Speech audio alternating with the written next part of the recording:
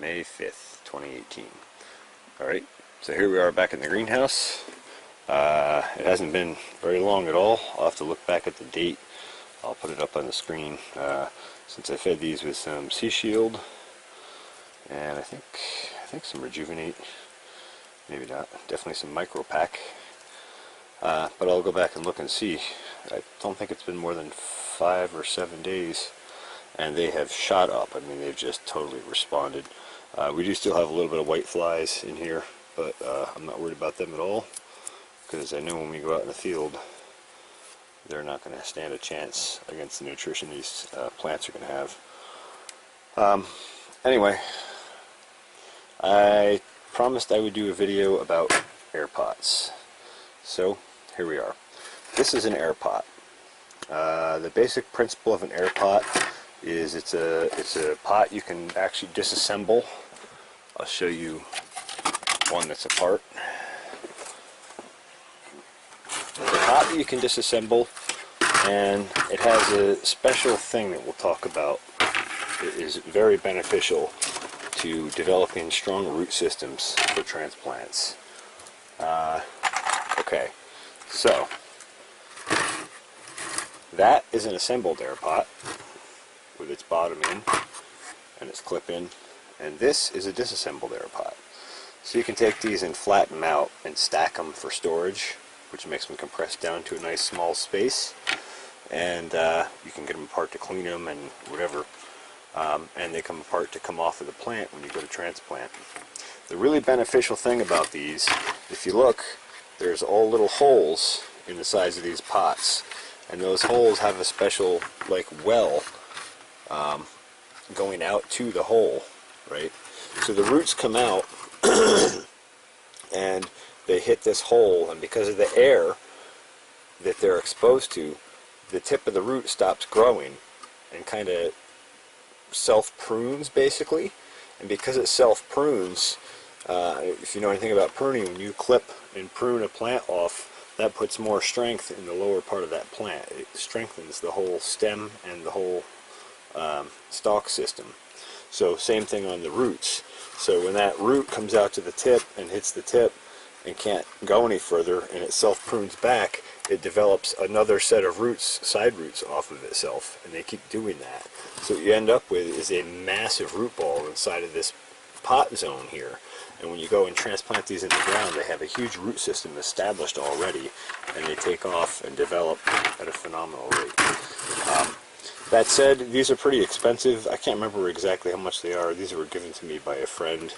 By the way, thanks, Steve. Much appreciated. These are fantastic. But they are a little expensive, but they are a very handy tool to have in your toolkit of healthy plants, so to speak. I can't wait to see what these do combined with the extreme nutrition program. I think they're going to blow up. I think we're going to blow away last year's yields. Anyway, I thought I would show you what these are and explain them to you. I'm going to go ahead and transplant these plants into them, and then I'll give you a shot when we're done transplanting. Well, so while I'm at it, I thought I would give a demonstration of transplanting a plant into it, and while I'm at it, give a little tip on developing a really healthy and large root system on a tomato start well before the season gets warm enough to really go in the ground. You can have a massive root system going, and then when you transplant, these things will take off and they'll develop a lot more fruit, and they won't go through the same stunting that happens in smaller pots. Like for example, I watered this thoroughly yesterday, and today you can see that soil is so dry. It's not completely dry, you know, there's a little moisture there, but it's dried out a lot in the course of one day. And you know, that's okay, but as temperatures go up, it's harder and harder to keep up, and you don't want to have to be out here watering twice a day. So it's good to bump up if you have the space in a greenhouse and the pots and soil to do it. I have just recycled soil here from other starts from last year and stuff, and I'm just going to hit it with some enhancements after I transplant. But so we'll go back to the tomatoes to develop a bigger root system. You can see this actually has quite a root system on it already. And it was, you know, it was bottoming out in the pot, and it was starting to get root bound a little bit. You can see where it started, you know, looking around for another place to go and not finding any. But we'll go ahead and we'll peel off. I can do it. Wow, that branch was on there. We'll peel off the leaves like so. Sorry for the loss of the camera shot there. We go ahead and peel the leaves off like that. So now we have this long stem. Now ordinarily this would be kind of a leggy plant, but we're going to take and set it down in the air pot, and we're going to fill the soil up into here, and when we're done we'll have all of that extra root here that's under soil, and that'll all develop root, and so this whole lower stem will become a main root trunk line, which carries nutrients and exudates and all that sort of stuff up to the plant, and from the plant back to the soil microbes. And so the bigger you can get that trunk line, the better.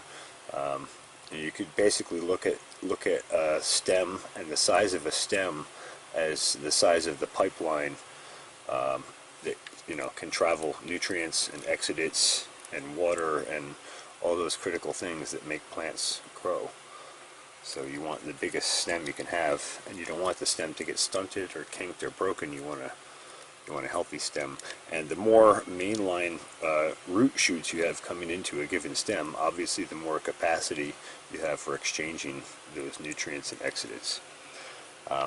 Sorry, I don't mean to get off on a long ramble spiel, but I figured I would give a few tips while I'm at this. So I'm going to go ahead and fill the soil in here. I'm going to press it in firmly, and I'll give you a shot transplanted. One sec. Okay, and there you have it. It's transplanted into an air pot. Now the one thing with air pots, you do have to water them a little more frequently, but the gains that they provide are really tremendous. So stay tuned. What I think I'll do here for the air pots is I'll make another playlist, and I'll put the link to that playlist at the bottom of this video, and this video will be part of that playlist, and then you can track these particular plants through the rest of the season and see the latest update on them by checking on that playlist at any given time. And FYI, I have a few other playlists like that. Garlic, Critical Points of Influence, and I'll be doing more and more of those type of playlists throughout the season, so that it's easy if you want to track one crop as a viewer to track it by using the playlist. And anytime you check the playlist, the latest videos that are relevant to that will be on that playlist.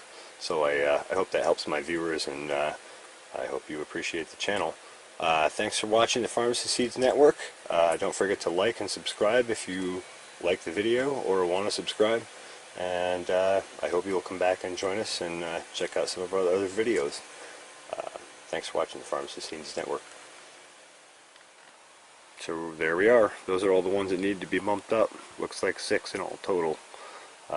These things are going to rock. I'll give them a feeding now with probably a little bit of C-stem for root, root stimulation, and probably a little bit of C-shield, and maybe just a hair bit of rejuvenate, and probably a little micro pack.